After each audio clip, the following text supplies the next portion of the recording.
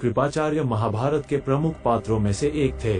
उनके जन्म के संबंध में पूरा वर्णन महाभारत के आदि पर्व में मिलता है। उसके अनुसार महर्षि गौतम के पुत्र थे शरद्वान। वे बाणों के साथ ही पैदा हुए थे।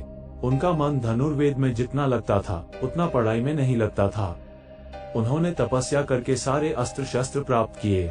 शरद्वान की घोर तपस्या और धनुर्वेद में निपुणता देखकर देवराज इंद्र बहुत भयभीत हो गए।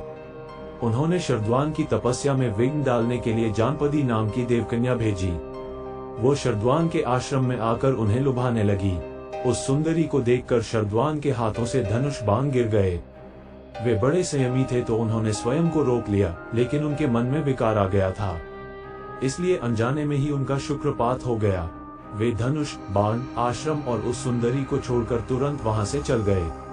उनका वीर्य सरकंडों पर गिरा था, इसलिए वो दो भागों में बंट गया।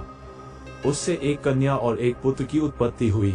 उसी समय संयोग से राजा शांतनु वहां से गुजरे। उनकी नजर उस बालक व बालिका पर पड़ी। शांतनु ने उन्हें उठा लिया और अपने साथ ले आए।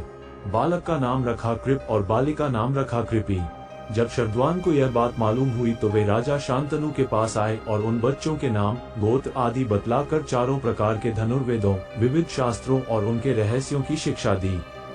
थोड़े ही दिनों में कृप सभी विषयों में पारंगत हो गए। कृपाचार्य की योग्यता देखते हुए उन्हें कुरुवंश का कुलगुरु नियुक्त किया गया।